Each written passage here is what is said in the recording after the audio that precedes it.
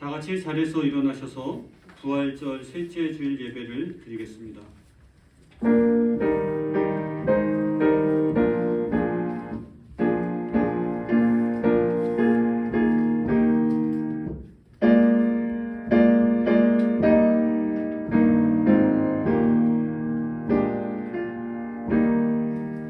나는 하늘과 땅과 땅 아래와 바다에 있는 모든 피조물 곧 온 우주 안에 있는 만물이 옥좌에 앉으신 분과 어린 양께서 찬양과 영예와 영광과 권능을 영원 무궁토록 받으소서 하는 외치는 소리를 들었습니다.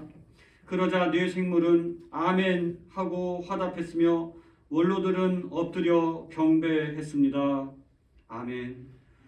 오늘 우리에게 복 주시는 하나님, 크신 사랑 감격하여 나왔습니다. 우리의 예배를 받으시옵소서. 주 예수님 이름으로 기원합니다. 아멘.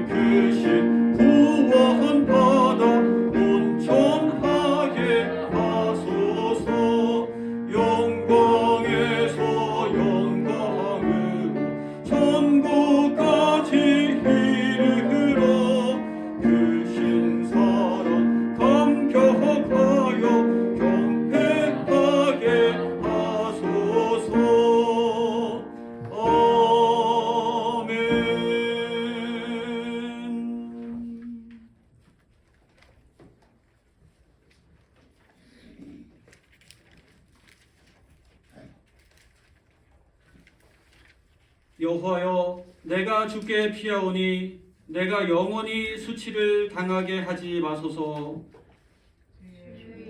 나를 건지시며 나를 풀어주시며 주의 귀를 내게 기울이사 나를 구원하소서. 주는 내가 항상 피하여 숨을 바위가 되소서. 주께서 나를 구원하라 명령하셨으니 이는 주께서 나의 반석이시오 나의 요새이심입니다. 나의 하나님이여, 나를 악인의 손 곧 불의한 자와 흉악한 자의 장중에서 피하게 하소서. 주 여호와여, 주는 나의 소망이시오 내가 어릴 때부터 신뢰한 이시라. 내가 모태에서부터 주를 의지하였으며 나의 어머니의 배에서부터 주께서 나를 택하셨사오니 나는 항상 주를 찬송하리이다. 우리도 부활의 은총을 누리며 살게 하시는 자비하신 하나님을 찬양합니다. 주님, 온 생명이 새롭게 태어나는 부활의 계절에 우리의 영혼도 새롭게 태어나게 도와주십시오. 새롭게 살고 싶은 소망은 있지만 새롭게 살 힘이 부족합니다. 여러 시련 속에서도 태양의 온기를 의지해 피어나는 꽃처럼 우리의 영혼도 생명의 주님을 의지해 아름답게 꽃피게 도와주십시오. 주님, 코로나로 전 세계 사람들은 많이 아파하고 큰 고통을 겪었지만 지난 시간 동안 지구는 좀 더 건강해졌습니다. 하나님, 모든 생명을 귀히 여기지 않고 인간의 편의와 유익만을 생각하며 살아온 우리를 꾸짖어 주십시오. 인간과 자연 모두 함께 건강하게 살 수 있도록 우리가 협력하며 사는 길을 찾도록 도와주십시오. 예수님의 이름으로 기도드립니다. 아멘. 만일 우리가 죄 없는 사람이라고 말한다면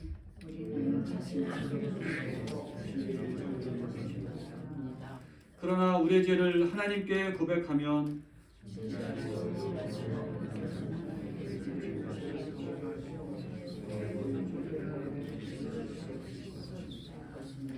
아멘. 이제 다 같이 우리의 죄를 고백합시다.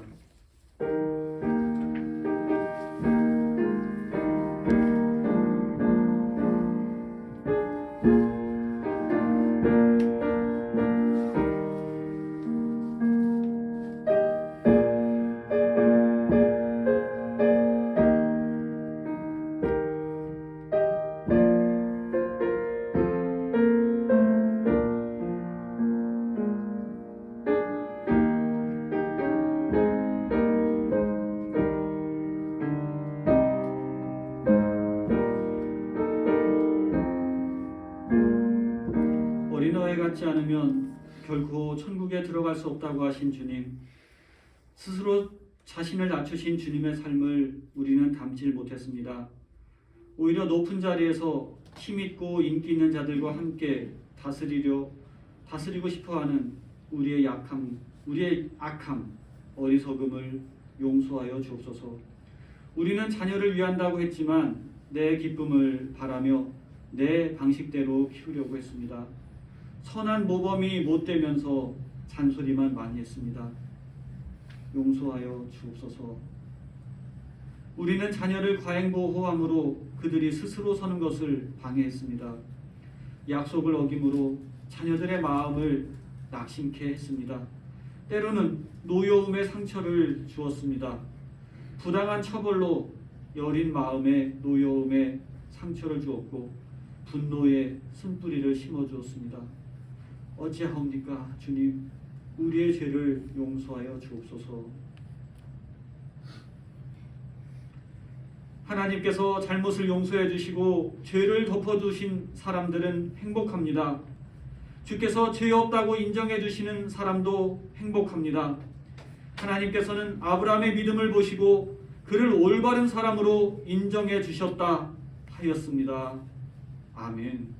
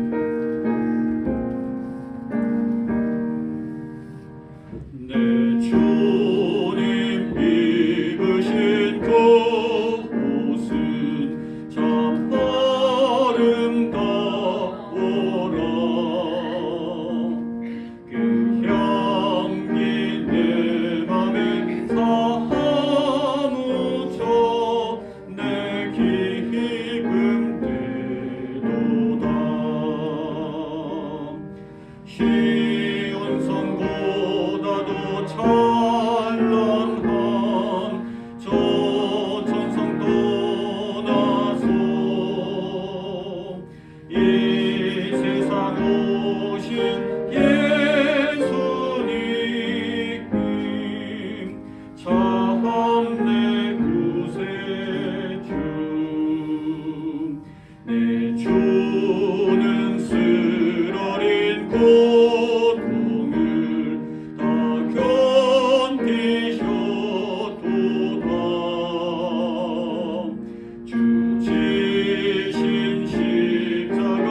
대할 때 나 눈물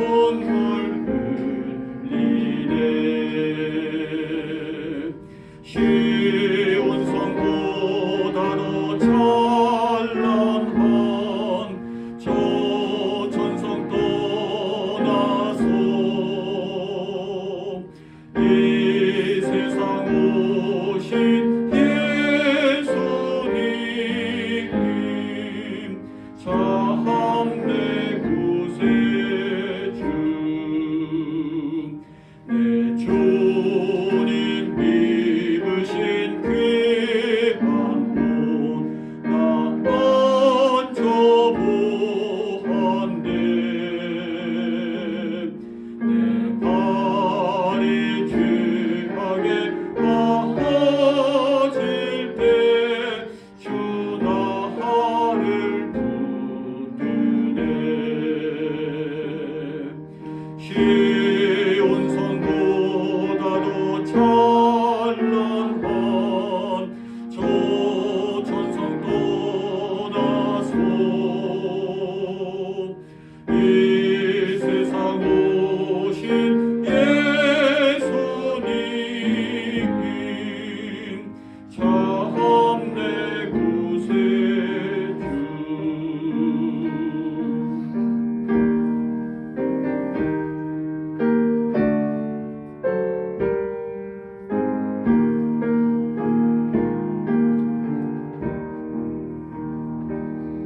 내 주님 영광의 옷 입고 문 열어주실 때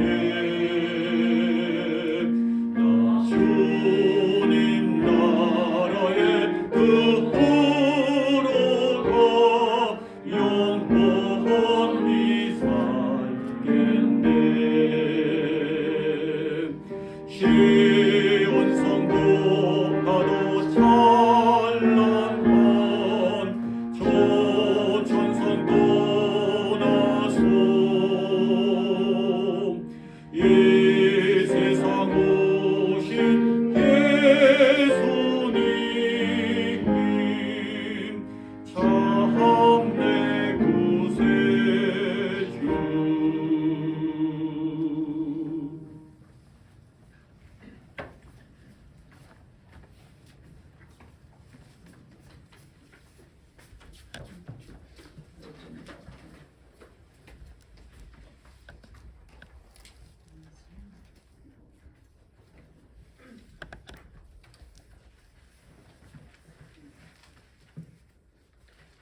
부활절 셋째 주일 우리에게 주시는 하나님 말씀은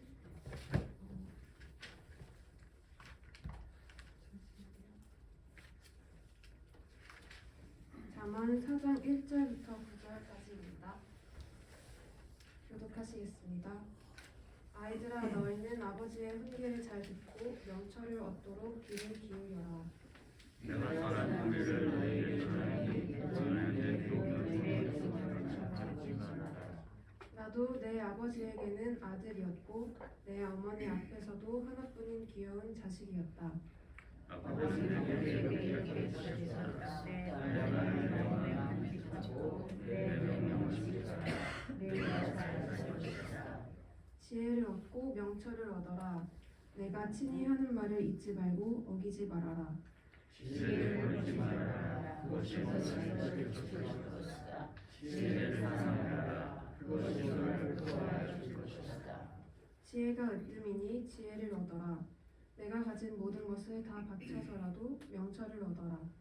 지혜를 주기위해서는 그것이 너를 지킬 것이다. 지혜를 사랑하라. 그것이 너를 정직하게 할 것이다. 다 같이 그 지혜가 하나님은 너희를 씌워주고 영광스러운 영광을 너희에게 씌워주시다. 아멘.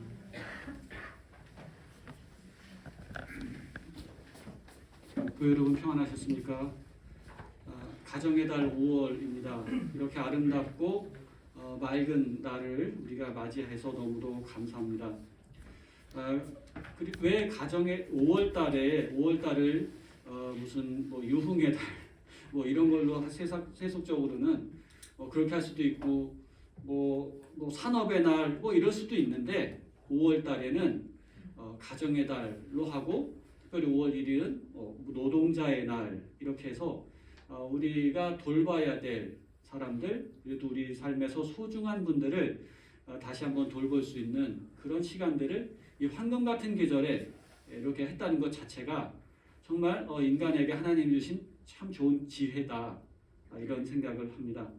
우리가 흔히 말하면서 현대 사회를 말하면서 전통의 단절을 말합니다. 전통적인 결속이 끊어졌다.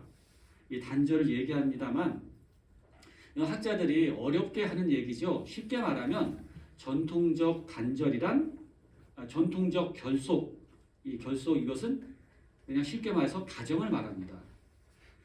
옛날처럼 이웃과 동네, 지역사회 이런 작은 그 불합 단위의 그런 마을을 이야기하는 것이 아니라 가정입니다. 전통적 결속, 전통의 해체 이건 그냥 가정입니다.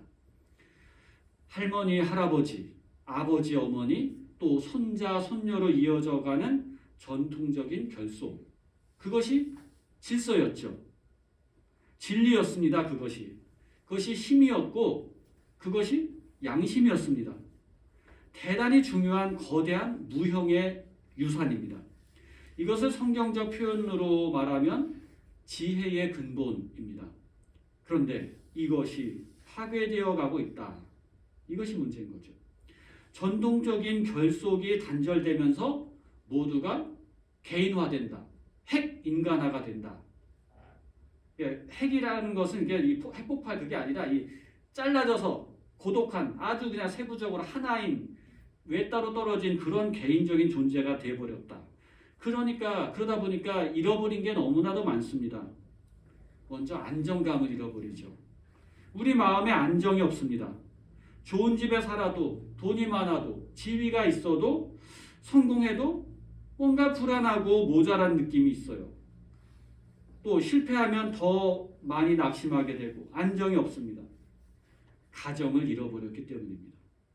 끈끈한 결속에서 놓쳐버린 한 인간, 낙동강 오리알처럼 그냥 떨어져 흘러가는 그런 불안을 인간이 경험하는 것입니다. 또 전통적 결속이 단절되면서 잃어버린 것은 인간의 삶의 지향과 의미를 제공하는 그 이정표를 잃어버렸다는 것입니다. 우리 부모님들이 어르신들이 살아가신 것을 보면서 삶의 이정표를 거기서 찾았습니다. 그 길을 따라가면서 조상들이 어른들이 부모님이 가신 그 길을 따라가면서 내가 살아가는 거였는데 여기에 가치의 기준이 있었는데 이게 무너지고 나니까 어디로 가야 될지 방향을 잃어버린 채 표류하게 되는 겁니다. 가치관의 혼란입니다. 이정표가 없어진 겁니다. 그리고 또 마지막으로 내적인 고향을 상실했습니다. 내적인 고향. 마음의 고향이 없어요. 얼마나 불안합니까? 안정도 없고 이정표도 없고 마음의 고향도 없는 이 세대는 어디로 가야 되는 건가? 과연 어디로 가야 되는 것인가? 여러분 죄송합니다만 아버지 어머니 하면 좋은 추억이 떠오르시나요? 할아버지 할머니에 대해서 좋은 기억을 가지고 계신가요? 제가 연초에 많은 이렇게 생각을 하다가 제가 어릴 때 많이 맞았거든요. 학교 가기 전에도 맞았고 학원 안 간다고 또 맞았습니다. 근데 어머니가 때리는데 아버지가 와서 말리다가 학원 안 갔어 하고 더 때리셨어요. 그리고 학교 가기 전에도 종아리를 맞아서 이 여름 이럴 때는 종아리에 이렇게 몇 자국 아마 제가 어릴 때 그 아침밥도 안 먹고 학교 갔던 기억이 있어요. 저 자신이 예민했는지 얼마나 잘못했는지 모르지만 그래서 이렇게 곰곰이 생각을 했는데 우리 어머니가 이게 때로는 그렇습니다. 자식이 잘못해서 매를 맞기도 하지만 부모가 죄송합니다. 화가 나셔서 자녀를 때리기도 하죠. 한 대 때릴 걸 두 대 때리고 세 대 때리기도 하고 그것이 이해가 됐습니다. 우리 어머니가 이 대가족 살림을 하시면서 얼마나 많은 스트레스를 받으셨을까. 아침부터 힘드셨는데 거기에다가 제가 더 힘들게 한 거죠. 그러니까 제가 매를 맞은 겁니다. 그럼 저도 이렇게 생각해 보면 또 다른 부분에서도 생각하면 저는 안 그랬지만 다른 집을 제가 얘기를 들어보면 자녀가 부모가 때리는 매를 맞습니다. 부모가 신경질적으로 분노해서 때리는 매를 자녀가 맞습니다. 맞으면서 우리 엄마가 힘드니까 내가 맞는다 하고 그런 경우들도 제가 얘기를 들었어요. 제가 그랬다는 게 아니고 그런 사람들도 있어요. 착한 사람들이죠. 근데 그것이 이제 나중에 이제 병이 되는 거죠. 어떻게든 처리를 해야 되는 것인데 자녀들도 그러니까 그렇게 부당하게 때리는 부모도 있고 또 그 부당함을 엄마를 위해서 맞아주는 자녀도 있는 것입니다. 이 내막을 보면 좀 슬프죠. 어쨌든 좋은 추억을 가지고 자라온 사람에게는 창의성이 있고 성공이 있고 자신감이 있고 그런 거죠. 근데 여러분 혹시나 내가 불우했다 하더라도 몇 가지 좋은 추억들은 분명히 있을 겁니다. 분명히 있을 거예요. 그것을 잊지 말아야 돼요. 우리가 나쁜 기억으로 사는 게 아니죠. 좋은 기억을 가지고 그때 받은 그 사랑을 품고 살아가는 거죠. 그렇죠? 완전할 수는 없습니다만 우리는 좋은 것을 선택하며 살 수 있습니다. 오늘 성경 말씀은 지혜를 얻으라. 이게 잠언의 잠언, 전도서, 심지어 시편도 지혜서입니다. 지혜를 가지라, 지혜를 얻으라 합니다. 구약의 언어로는 이 지혜가 호크마라고 합니다. 호크마. 그리고 신약의 헬라어로는 소피아. 이게 지혜라는 뜻입니다. 근데 옛날 어른들 보면 이제 지식은 부족했어요. 그러나 지혜가 있습니다. 오늘날 우리들은 뭐 엄청난 지식이 엄청난 정보가 쏟아지는데 그것을 관리할 줄을 몰라요. 처리할 줄을 몰라요. 정보 관리 능력이 없습니다. 진짜 정보 홍수 시대에 살아가는데 그걸 관리할 수가 없어요. 지식이 있어도 지식 경영의 지혜가 없어요. 구슬은 많은데 그 귀한 구슬들을 꿰서 하나로 이 보석 그 장신구를 만들 수 있는 재주가 없는 거예요. 기술이 없는 거예요. 그러면서 삶의 목적과 의미와 보람을 상실해 한 채 있습니다. 지혜가 없기 때문입니다. 도대체 우리의 소원은 무엇인가? 무엇이 우리가 추구해야 될 행복인가? 이거를 잃어버리는 것입니다.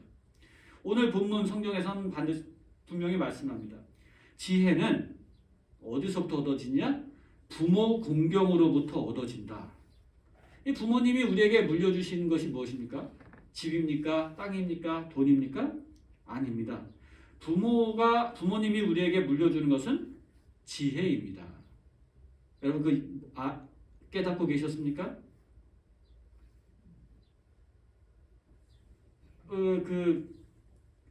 이제 결혼을 해야 될 분도 계시는데 제가 이제 할아버지 증조 할아버지는 저보고 늘 결혼을 일찍 하라고 늘 말씀하셨어요. 그래서 심지어 고등학교 졸업해서 해라 뭐 이런 식으로까지 옛날 어르신들 그래서 빨리 자녀를 키우고 그래야 여유가 있다 이런 얘기를 하셨는데 근데 이제 그래서 여쭤봤어요. 할아버지한테 할아버지 그럼 어떤 사람을 봐야 돼요? 그랬더니 할아버지는 허영심이 없으면 된다. 허영심 없는 사람이 좋다. 이렇게 얘기를 하시고 또 증조 할아버지한테 가서 여쭤봤어요. 할아버지 그럼 어떤 사람을 만나야 돼요? 그러니까 그의 친정 엄마 어머니를 보면 안다. 이렇게 얘기하시는 거예요. 보이지 않게 우리 자신을 보면 부모님이 보이는 거죠. 예? 우리가 부모님에게 이어받은 게 외모만이 아니라 생명뿐만 아니라 우리의 기질들, 성품들입니다. 그리고 더 중요한 것은 삶의 지혜를 우리가 부모님으로부터 이어받습니다. 어떻게 이어받느냐? 효를 행함으로써 효를 통해서 얻어지는 겁니다. 그래서 오늘 성경 말씀하시죠. 아이들아 너희는 아버지의 훈계를 잘 듣고 명철을 얻도록 귀를 기울여라. 아버지의 훈계를 잘 들으래요. 귀를 기울여서 아버지 말씀 속에 담겨 있는 지혜를 찾으래요. 찾아서 내 것으로 만들려고 합니다. 지혜는 부모로부터 물려받는 것이다. 제가 설교 때 이런 말씀 드려서 죄송합니다만 우리 이선아 집사님 보면서 제가 참 부러운 게 있어요. 부모님에 대한 또 할아버지에 대한 추억과 그분들의 지혜로운 말씀을 잘 담고 계시고 그것을 자녀들에게 하나하나씩 이렇게 얘기를 해주셔요. 그리고 손자, 손녀, 손자들에게도 그것을 잘 전해줘요. 그러니까 부모의 할아버지의 지혜가 벌써 3대에서 밑에까지 5대까지 내려져 가는 거죠. 여러분 이것은 세상 어디서도 얻을 수 있는 게 아니에요. 우리 장로님 권사님도 지금 증손자까지 낳으셨잖아요. 아버지 때부터 받은 지혜를 계속 내리고 여러분도 제가 뵙기에 이렇게 다 말씀 못 드리지만 그렇게 지혜들 부모님으로부터 선대로부터 그런 지혜를 다 내려서 받고 계신 걸로 알고 있습니다. 부모님은 생명을 주신 분이고 인생의 선배이어서 나보다도 먼저 사셨죠. 그래서 나의 무의식적인 세계까지 내 가치관, 세계관 또 내 믿음의 표본까지도 그분들이 만들어 주셨습니다. 그것을 따라서 우리가 지금 살아가고 있는 겁니다. 부모님을 통해서 우리가 경험과 지식 외에 정리된 인격 그걸 배워가는 거죠. 그래서 그 부모를 보면 자녀가 보인다. 이제 여러분 이제 앞으로 배우자도 만나게 되고 이게 뭐 할 텐데 그 사람 자체만을 볼 것이 아니라 그의 어머니, 아버지 이것을 보는 것이 굉장히 중요합니다. 그래서 그 정리된 인격을 또 무의식적인 세계를 이미 좋은 바탕에서 물려받은 것, 그것을 통해서 또 만남을 통해서 또 새로운 삶의 열매들을 많이 맺혀가는 것, 이건 축복입니다. 그런 축복이 우리 청년들에게도 있기를 간절히 소망합니다.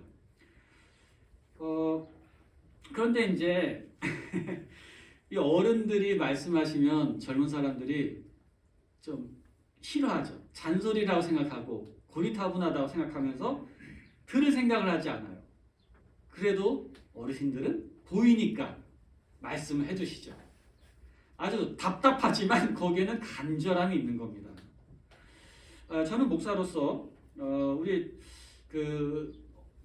장차 우리의 부모 이제 어르신 우리 이제 연세 드신 우리 어르신들이 이제 삶의 마지막 순간에 유언을 하실 때 정말 너희들은 예수님을 잘 믿어라, 교회를 잘 섬겨라 이렇게 유언해 줬으면 좋겠어요. 예? 저의 당부입니다. 목사로서 무슨 교회주의냐? 이건 아닙니다. 그렇게 생애 마지막 순간에 말을 그렇게 할 수 있는 신앙 인격을 가져야 된다는 것입니다. 죽는 순간에 그 한마디 못할까? 못할 수 있습니다. 죽는 순간에 내가 그런 얘기를 못할 수도 있어요. 내가 잘 못 믿으면서는 그렇게 말할 수가 없는 겁니다. 자녀에게 내가 가장 소중한 말 한마디를 남겨준다면 어떤 것을 남겨줄 수 있을까요? 그 한마디 그런 것을 고민해 보시길 바라요. 꼭 뭐 교회, 예수님 얘기 아니더라도 삶의 가치가 되는 그 한마디 지혜를 또 그것도 내 삶의 지혜요 그 자녀에게 딱 맞는 지혜로 말씀하시면 참 감사하겠다, 참 좋겠다는 것입니다. 어쨌든 선배로부터 부모로부터 어른들로부터 우리는 지혜를 배울 수 있습니다. 보통 사람이 나이가 50이 넘으면 철학자가 된다고 합니다. 그러니까 그분들이 하는 말은 유언과 같은 의미가 있는 그런 말이죠.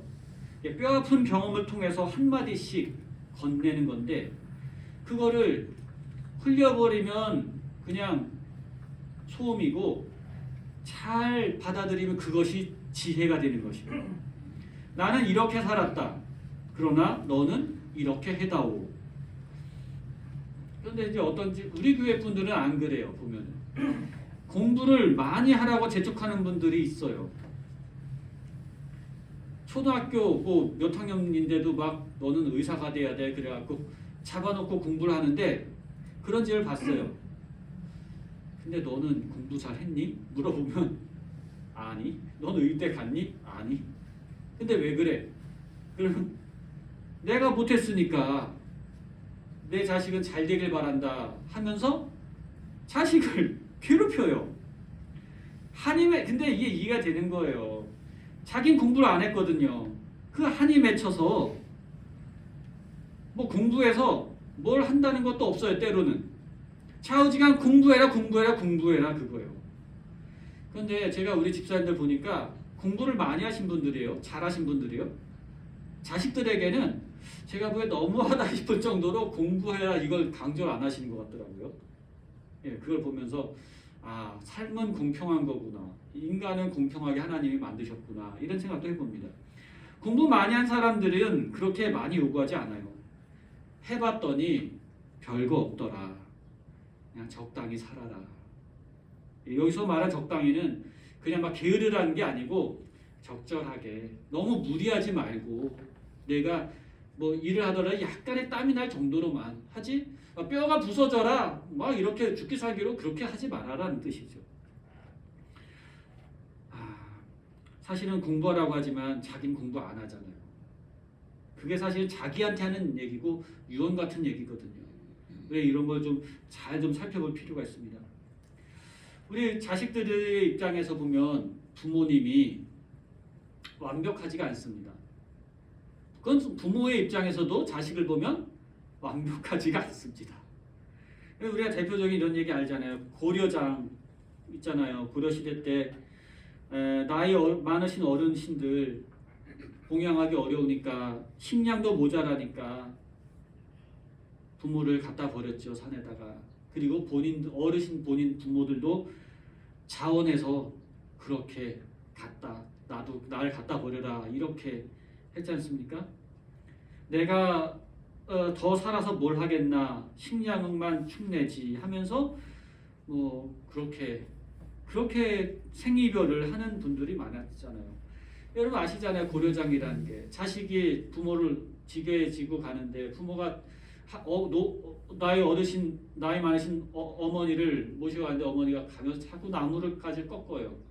아주 깊은 산 속에다가 어머니를 버리러 가는데 어머니가 다시 찾아올까봐 찾아오지 못하게 깊은 산 속 가는데 그 깊은 산 속을 반해 가는 겁니다. 그런데 어머니 입장에서 이 아들이 다시 나는 그 길을 알아서 찾아갈 수 있지만 너가 길을 잃을까봐 나무가지를 자꾸 꺾습니다. 꺾어서 표시를 하는 거예요. 나중에 아들이 어머니가 하는 이상한 행동을 보고서 그 깊은 뜻을 깨닫고 무릎을 꿇고 잘못을 빌지요. 그리고 다시 어머니를 모시고 왔습니다. 그 어머니와 이 가족들이 굶어 죽었을까요? 저는 절대로 그렇게 하지 않았다고 생각합니다. 자기를 버리고 가는 자식의 그 길을 인도하겠다고 하는 것이 부모의 마음입니다. 죄송합니다만 제가 저희 아버지가 그러셨어요. 이제 딸내미가 이제 저기 포항으로 학교 멀리 가니까 생각나지? 한마디 하시더라고요. 생각나지? 예. 예. 그러니까 딸에 대한 아버지의 마음도 그랬고 아들을 보내는 부모의 마음도 역시 그랬던 거죠. 이걸 늦게 아는 겁니다. 부모가 돼봐야 아는 거고 자식이 커봐야 아는 거죠. 경험해보지 않고는 알 수가 없는 겁니다. 이게 부모님의 본심입니다. 그렇게 사랑하는 분인데 우리가 그분의 말씀을 듣지를 않았습니다. 여기서 우리의 지혜가 여기서 문제가 생긴 겁니다. 오늘 성경 말씀합니다. 너는 내 말을 들어라. 내 말을 잊어버리지 말고 소중히 여겨라. 지혜를 사랑하라 했습니다. 그럼 지혜를 사랑하라. 이 성경에 나오는 구절입니다. 지혜를 사랑하라. 예, 그 네 글자를 지혜 사랑하면 여러분 영어로 철학을 필로소피라고 합니다. 필로소피. 필로스와 소피아가 합쳐진 말입니다. 필로소피. 필로스는 사랑하다. 소피아는 말씀했죠. 소피아는 지혜. 지혜 사랑. 그게 철학이에요. 무슨 공부를 해서 무슨 철학가를 연구해서 얻는 게 아니라 이 지혜를 사랑하는 것, 이게 철학입니다. 지혜를 사랑하는 자가 철학자입니다. 아셨죠? 그러니까 우리 신앙인들은 모두가 철학자가 되어야 되는 거예요. 공부를 많이 해야 되는 것도 아니고 지혜를 사랑하면 철학자가 되는 거고 지혜를 사랑하고 지혜를 기뻐함으로써 더 지혜를 얻고 지혜의 사람이 되는 겁니다. 그것은 부모님의 교훈을 소중히 여기는 데서부터 시작한다. 지혜를 소중히 여겨라. 그것이 너를 높일 것이다. 지혜를 가슴에 품어라. 그것이 너를 존귀하게 할 것이다. 여러분, 이만큼 지혜가 소중한 것입니다. 특별히 할아버지의 할머니의 사랑을 받은 사람은 절대로 자살하는 사람이 없답니다. 문제가 되는 법이 없답니다. 물론 있겠지만 통계학적으로 봤을 때 남들보다는 훨씬 적다는 겁니다. 이게 통계학적인 진리예요. 우리가 그럼 효도하고 부모 공경을 하는 걸 왜 하느냐? 단순히 뭐 그분들로부터 지혜를 얻기 위해서 하는가? 아니, 우리 부모님 어른들은 공부를 뭐 조금 모자랄 수도 있어요. 다른 분들에 비해서 모자라실 수도 있어요, 사실은. 그럼에도 불구하고 왜 공경해야 되는가? 예? 성경은 노인을 특별히 공경하는 것을 장수하고 번영하고 축복을 받는 비결이라고 말씀합니다. 네 아버지와 어머니를 공경하라. 이것은 약속에 있는 첫 계명이니 이로써 내가 잘되고 땅에서 장수하리라 하셨습니다. 여러분 에베소서 6장 2절 말씀입니다. 이것은 자녀와 부모에 대한 말씀이고 더 이어서 말씀하면 또 아버지 된 여러분 여러분의 자녀를 노엽게 하지 말고 주님의 훈련과 훈계로 기르십시오. 굉장히 중요한 말씀입니다. 여러분 가정에 무슨 가훈을 써야 된다 하면은 이걸 써야 돼요. 에베소서 6장 2절 내 부모를 공경하라. 그리고 자녀를 노엽게 하지 말아라. 굉장히 중요한 말씀입니다. 하우스 타펠이라서 이걸 가훈이라고 그랬어요. 옛날 전통적으로 기독교 국가에서는 굉장히 자녀와 부모의 중요한 말씀입니다. 특별히 부모를 왜 공경해야 되는가? 특별히 왜 나이 많으신 노인을 공경해야 되는가? 이 메리 파이퍼라고 하는 분이 명언을 남겼습니다. 노인에 대한 사랑은 곧 자기의 미래에 대한 사랑이다. 저 이거 보고 깜짝 놀랐어요. 노인을 왜 공경하고 사랑해야 되는가? 너도 노인이 될 거잖아. 시간이 지나면 똑같이 너도 그 모습을 가지게 될 거잖아요. 그래, 노인에 대한 사랑은 결국 자기의 미래에 대한 사랑이다. 와, 이렇게 해석을 해준 학자가 있는 것이 너무 감사하죠. 노인을 사랑하는 것은 그를 사랑한 게 아니라 그게 결국 나를 사랑하는 겁니다. 노인을 사랑하는 것, 내가 노인 되었을 때를 생각해서 사랑하는 겁니다. 이해를 내가 그 나이가 되면 여러분 생각해 보세요. 지금 건강한데 내가 몸이 넘어지고 사고 나서 몸이 불편해요. 얼마나 답답해요. 근데 노인이 되면 더 답답하죠. 근데 젊었을 때부터 그것을 이해하는 사람은 준비를 하죠. 그렇죠? 건강도 관리를 할 것이고 또 내 재정도 관리할 것이고 또 노인들어서 친구도 있어야 되니까 인간관계도 관리할 것이고 그렇죠? 노인을 보니까 내가 그렇게 될 거니까 그렇죠? 와, 이게 굉장히 지혜로운 겁니다. 내가 노인이 될 때를 생각해서 사랑하는 것이다. 장차 올 내 미래를 사랑하는 겁니다. 나의 미래를 사랑하는 거예요. 이것이 비결입니다. 그리고 이 파이퍼 이분이 아주 중요한 얘기했어요. 노인에 대해서 특히 부모님에 대해서는 언제나 그분의 속마음을 헤아려 봐라. 잔소리를 하든 꾸중을 하든 그 속에 지금 무엇이 있는가 헤아려 보라.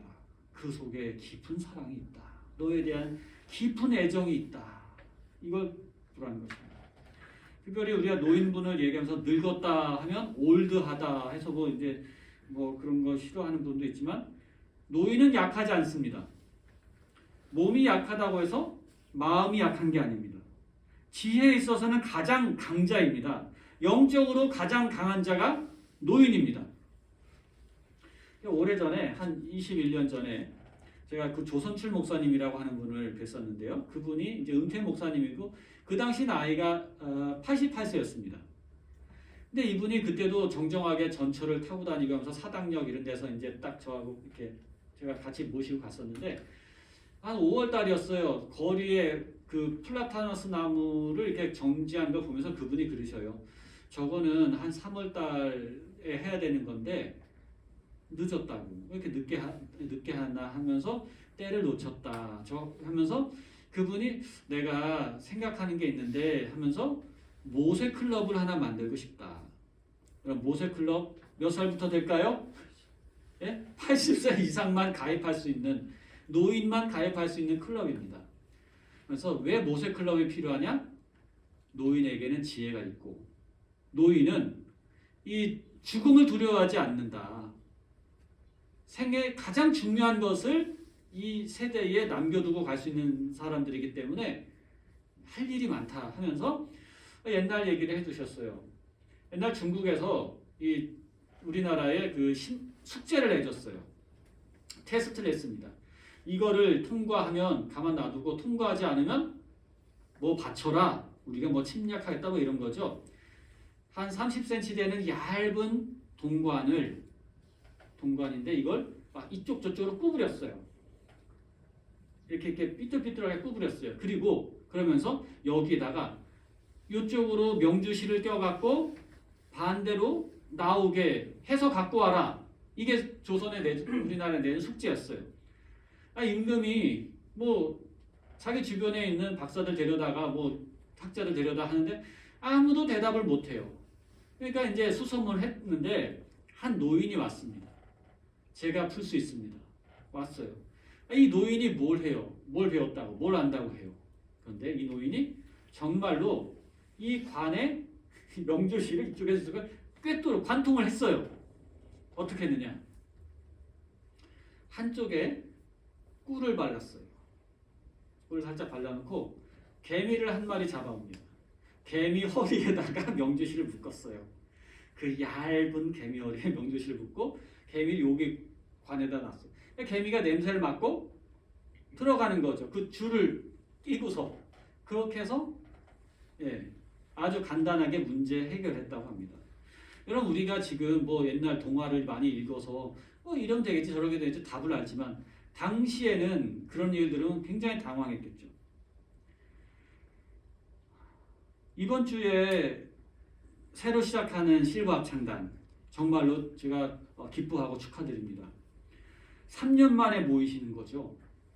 그리고 그간에 3년이면은 연세가 벌써 플러스 30 됐으니까 예전만 하지 못한 체력과 뭐 기능과 이런 거죠. 하지만 우리 장로님, 집사님, 권사님 모두 이렇게 오래 기다리셨는데 저는 실버합창단 보면서 이분들 노래를 하면서 공연하면서 이 노래를 통해서 우리에게 주는 메시지가 너무나 크다. 전 이걸 보면서 감격을 합니다. 정말로 보배 같은 분들이 우리 교회 모이시는 거예요. 정말로 축하를 드리는 미리미리 제가 말씀으로라도 이렇게 축하를 드립니다. 육체가 약하다고 해서 다 약한 게 아니죠. 내적인 강함이 있습니다. 그리고 우리가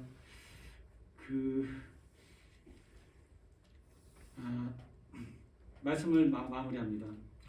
참 지혜는 부모님을 공경하면서 효도를 하면서 하나님이 그에게 지혜와 장수와 능력을 주신 겁니다. 주 안에서 부모에게 순종하라. 이것이 옳으니라. 내 부모를 공경하라. 이것이 약속 있는 첫 계명이다. 그로 인하여 내가 잘되고 땅에서 장수할 것이다.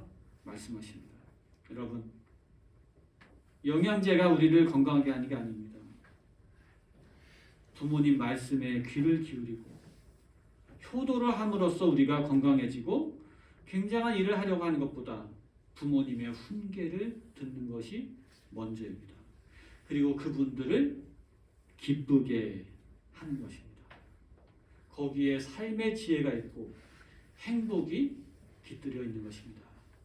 이런 아름다운 이 말씀을 담고 아름다운 5월을 가정의 달을 통해서 하나님께 영광 돌리는 우리 모든 백성교회 교우들 되시기를 기원합니다.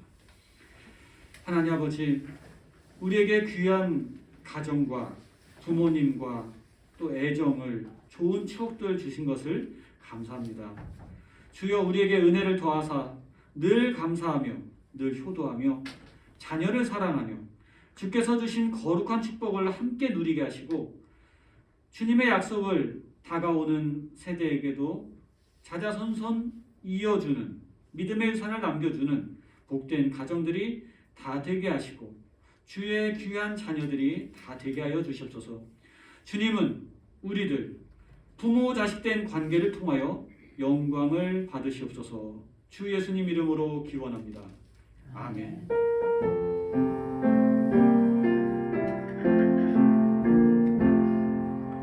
이 말씀 따라 사는 동안 지치지 않게 하시고 이 말씀 따라 사는 동안 주님 나라 이루소서.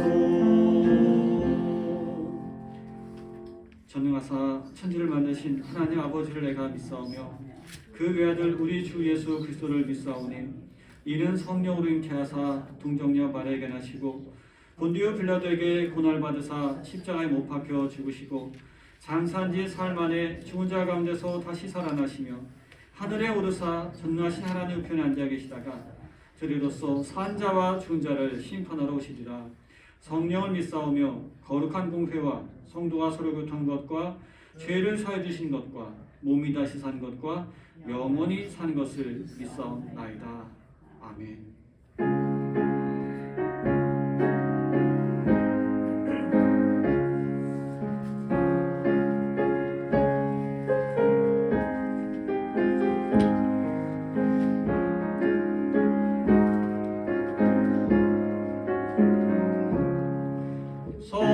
서초래 봄바람 불어있고 하나님 아버지 모셨으니 믿음의 반석도 든든하다.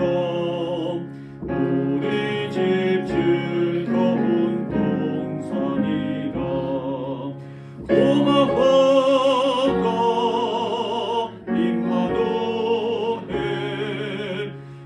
소만 섬기는 우리 집 고마워라 임마누엘.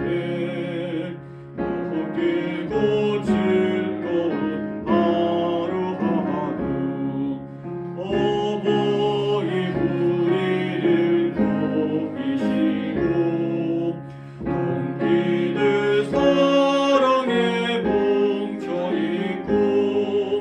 기쁨과 소름도 같이하니 한간의 주가도 천국이라. 고마워라 임마누엘. 예수만 섬기는 우리 집 고마워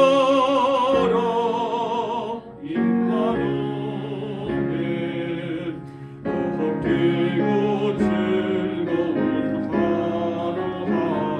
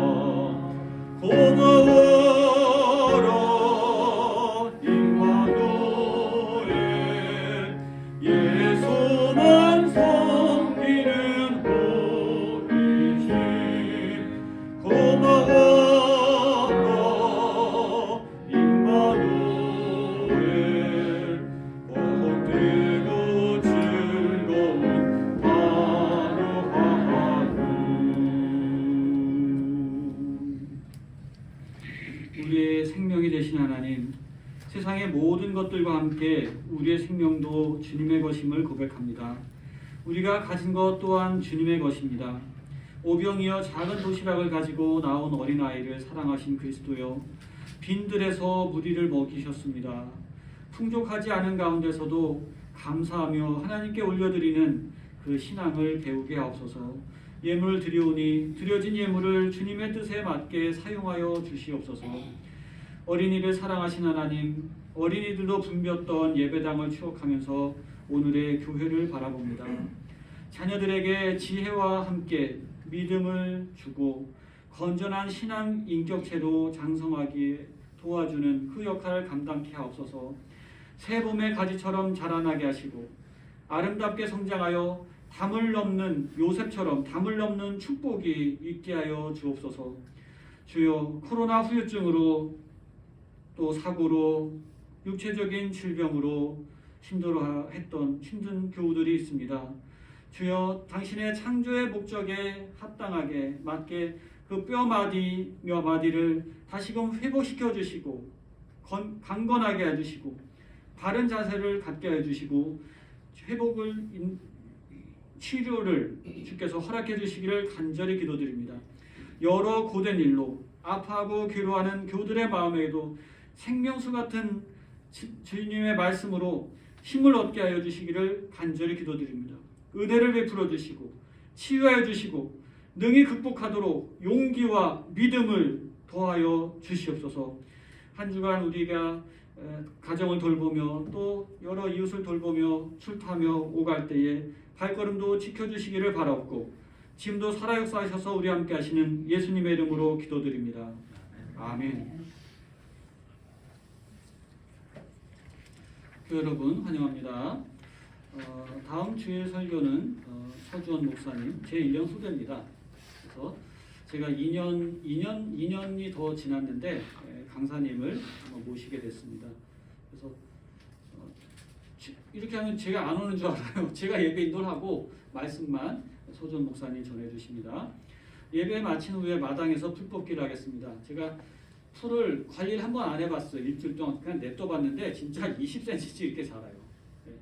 저 관리를 해야 되는데 그래도 어느 정도 그래서 이만큼 이따 풀 뽑으실 때 작은 거는 뽑지 마세요. 뽑히지도 않고 요만큼 큰 거 있죠. 이렇게 좀 길게 자라는 거 있어요. 그런 것만 좀 뽑아주시고 제가 보기에 한 10분만 하시면 될 것 같아요.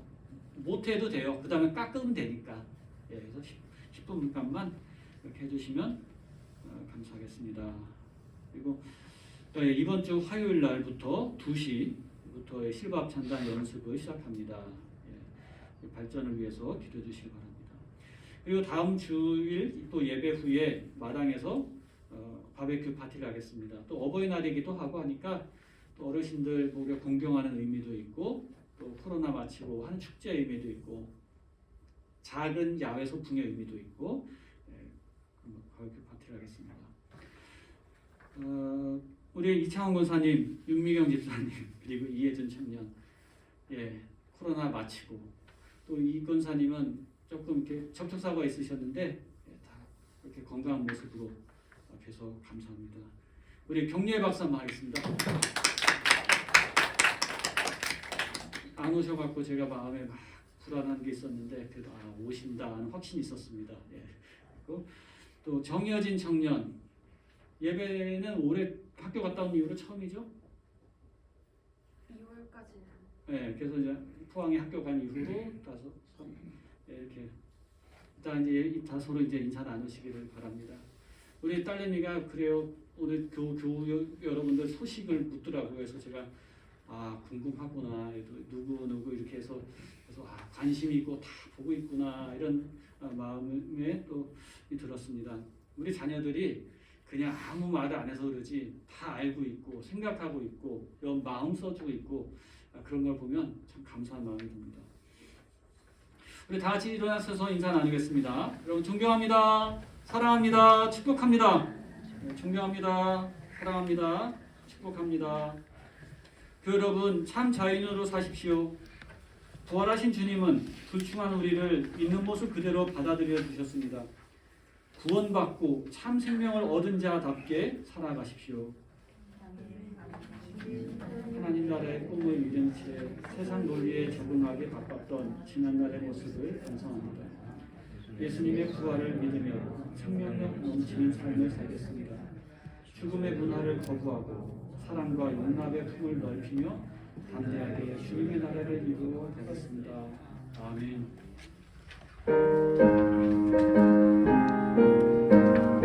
1절 사절하겠습니다.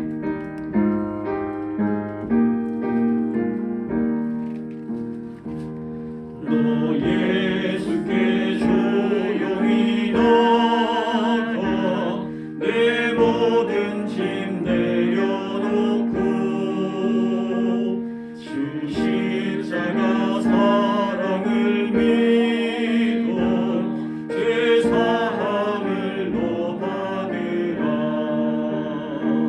주 예수께 조용히 나가 내 마음을 쏟아놓으라. 늘 은밀히 보시는 주님 그 은혜를 베푸시니 너 주님과 사귀어 살면 새 생명이 넘치리라. 주 예수를 찾는 이 앞에 참 밝은 빛 비추어라. 주 예수께 조용히 나가 내 마음을 쏟아놓으라.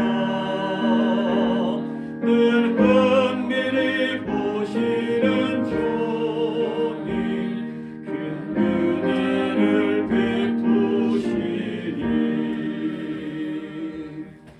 우리 주 예수 그리스도의 은혜와 하나님의 사랑과 성령님의 교통하심이 우리 심령과 가정에서 하나님 나라를 먼저 이루며 주님 다시 오심을 기다리는 사랑하시는 자녀들 백성교회 위에 교우들의 삶의 자리 가운데 영원히 함께 하시기를 간절히 축원하옵나이다. 아멘.